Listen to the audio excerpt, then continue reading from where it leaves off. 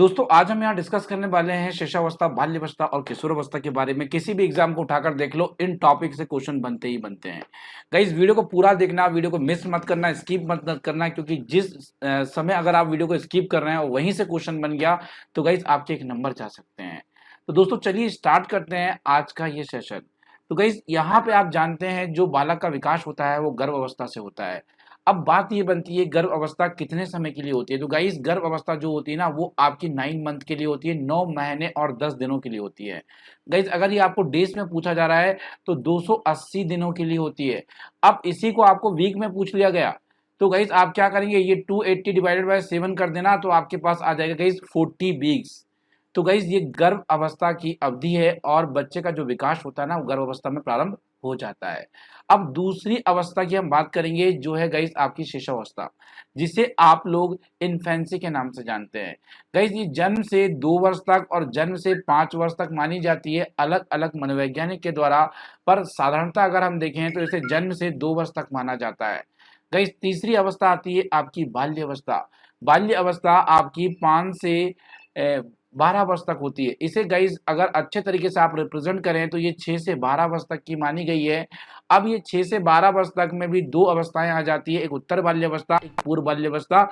उसके बारे में आगे जानेंगे। इसके बाद आता है गाइस आपकी किशोर अवस्था, जिसमें आप आते हैं 12 से 18 वर्ष में। गाइस आपने सुना होगा टीन एज, आपने सुना होगा ना टीन एज। यूरोपीय मनोवैज्ञानिक ने किशोर अवस्था को टीन एज कहा है। याद रखिएगा, यूरोपीय मनोवैज्ञानिक ने गाइस किशोर अवस्था को टीनेज कहा है, ये बात याद रख लीजिएगा। जैसा कि आप लोगों से मैं डिस्कस कर रहा था कि गाइस जो आपकी पूर्व बाल्यावस्था और उत्तर बाल्यावस्था, बाल्य अवस्था को यहाँ पर 2 भागों में विभाजित किया गया है। पूर्व बाल्यावस्था 2 से 6 वर्ष तक होती है, उत्तर बाल्यावस्था 6 से 12 वर्ष तक होती है। आपने सुना होगा गाइस खिलौने की आयु।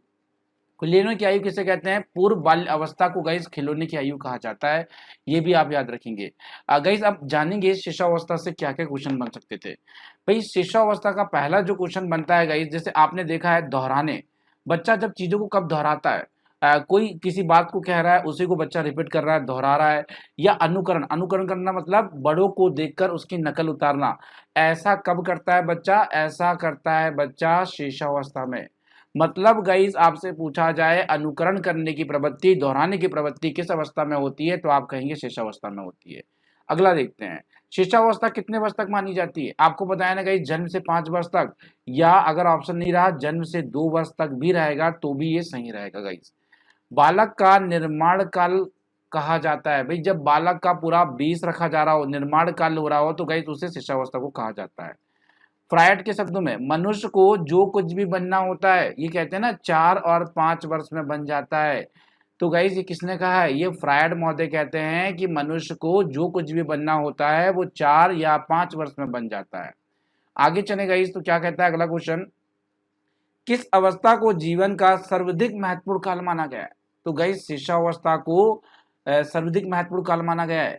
शिशुअवस्था बालक के संपूर्ण भावी जीवन को प्रभावित करता है, इसलिए शिशुअवस्था को गाइस जीवन का आधार भी माना गया है।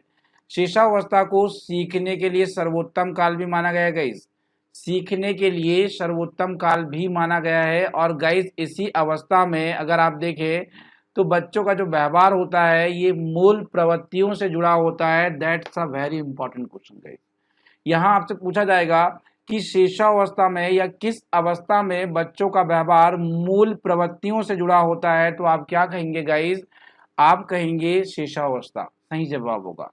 आगे चलते हैं गाइस, अगला क्वेश्चन आता है, शिशुअवस्था को सीखने का आदर्श काल किसने कहा था? तो भाई वैलेंटाइन, वैलेंटाइन महोदय ने ना शिशुअवस्था को सीखने का आदर्श काल कहा था। बालक का निर्माण काल शिशुअवस्था को किसने कहा था? भाई ये फ्रायड महोदय कहते हैं। गाइस देखिए इसी काल में बच्चे का समाजीकरण प्रारंभ होता है। आपसे पूछा जाता है क्वेश्चन कि बच्चे का समाजीकरण कब प्रारंभ होता है तो आपका जवाब होगा शिशुअवस्था में प्रारंभ होता है। मनोवैज्ञानिक दृष्टि से ये काल जो होता है भाषा को सीखने के लिए अच्छा माना जाता है, सबसे अच्छा माना जाता है गाइस। जन्म के समय शिशु की लंबाई क्या होती है भाई? 51.5 सेंटीमीटर। गाइस आप मुझे बताएंगे कि इंच में कितनी होती है? ये तो किस में लिखा है? सेंटीमीटर में लिखा है। मैं आप लोगों से पूछ रहा हूँ इंच में कितनी होती है मुझे बताना। गाइस नवजात शिशु का भार कितना होता है? 3 किलोग्राम। अब आप मुझे ये गाइस पाउंड में बताएंगे कितने पाउंड होता है भार, क्योंकि पाउंड में भी कई बार पूछा गया है। आगे चलते हैं। जन्म के समय शिशु की धड़कन कैसी होती है? गाइस देखिए, जन्म के समय आप ये नहीं कह सकते कि 72 टाइम्स बीट करेगा हार्ट, अनियमित धड़कन होती है। कभी ज्यादा हो जाती है तो कभी कम भी हो जाती है, तो भाई इसे हम कहेंगे अनियमित धड़कन। हड्डियों में कौन से तत्व पाए जाते हैं? भाई देखिए, जो शेषावस्था में अगर या अन्य अवस्थाओं में हड्डियों में तो वही तत्व पाए जाएंगे। कैल्शियम, फास्फोरस और जो खनिज तत्व है ना, ये मुख्यतः हड्डियों में पाए जाते हैं। आगे चलें। कितने वर्ष का बच्चा सार्थक शब्दों का प्रयोग करने लग जाता है? तो गाइस लगभग 3 वर्ष का बच्चा जो है ऐसा करने लग जाता है। अब मनोवैज्ञानिक के अनुसार देखें तो बच्चे को स्कूल कब पहुंचाना चाहिए? तो 5 वर्ष में पहुंचाना चाहिए। हालांकि आजकल तो जल्दी पहुंचा देते हैं, पर मनोविज्ञान कहता है कि 5 वर्ष या इसके बाद आपको बच्चों को स्कूल पहुंचाना चाहिए। दूध के दांत कितने होते हैं? 20 दांत होते हैं दूध के। भाई जन्म के समय शिशु का मस्तिष्क का भार कितना होता है? गाइस 350 ग्राम। याद रखिएगा, 3 किलो का बच्चा होता है गाइस, और 350 ग्राम का उसका मस्तिष्क होता है। ये याद रखिएगा, ये शिशुअवस्था से बनने वाले टॉप सिलेक्टेड क्वेश्चन आपको बताए मैंने। गाइस इसके बाद हम चलेंगे बाल्यावस्था में, चाइल्डहुड में चलेंगे। इससे पहले मैं कहूंगा कि गाइस 9 PM में मैं डेली लाइव आ रहा हूं आप लोगों के लिए, और बिल्कुल एक ऑथेंटिक आंसर्स के साथ डिस्कशन चल रहा है। तो गाइस 9 PM आप ज्वाइन कर सकते हैं। अगर आपको एग्जामिनेशन में बहुत अच्छे नंबर लेकर आना है तो आप ज्वाइन करिए रात 9 बजे लाइव क्लास। गाइस यहाँ देखते हैं बाल्यावस्था, चाइल्डहुड। तो गाइज यहाँ पे आपको पता है ये 6 से 12 वर्ष तक मानी गई है। 5 को भूल जाओ आप ना, 6 को याद रखो। 6 से 12 वर्ष मानी गई है। गाइज इस बाल्यावस्था में शारीरिक और मानसिक स्थिरता आ जाती है। क्या होता है, शिशुअवस्था में ना बहुत तेजी से विकास चलता है, बाल अवस्था में ना विकास थोड़ा सा कम होता है, फिर गाइज किशोर अवस्था में विकास जो होता है ना वो तेजी से आगे की तरफ बढ़ता है। तो गाइज ये चीजें याद रखिएगा आप। तो ये क्या होता है, बाल्यावस्था में शारीरिक और मानसिक विकास थोड़ा सा कम हो जाता है शिशुअवस्था किशोर अवस्था की अपेक्षा। अब आगे चलें तो बाल्यावस्था में बालकों की प्रवृत्ति किस प्रकार की होती है? तो जिज्ञासु होते हैं, नई नई चीजों को जानना आदि चीजें इन्हें बहुत पसंद आता है। तो गाइज यहाँ पे कैसे होते हैं, जिज्ञासु होते हैं। बाल्यावस्था में बालक समूह प्रवृत्ति प्रबल हो जाती है। गाइज देखिए यहाँ पे बालक जो है ना समूह में रहना चालू कर देता है बाल्यावस्था में, पर समूह का सक्रिय सदस्य जो होता है वो किशोर अवस्था में बनता है। याद रखिएगा, यहाँ केवल बच्चा समूह में रहना चालू कर रहा है, समूह में रहना पसंद आने लग जाता है उसे, पर सक्रिय सदस्य जो होता है वो जाकर बनता है कहाँ पे, किशोर अवस्था में।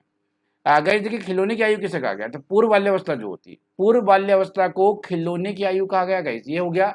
अब लेकर चलता हूँ किशोर अवस्था की तरफ। गाइस देखिए क्या है, किशोर अवस्था में 12 से 18 वर्ष तक की अवस्था है, जिसे यूरोपीय मनोवैज्ञानिक ने टीनेज कहा है। ठीक है गाइस।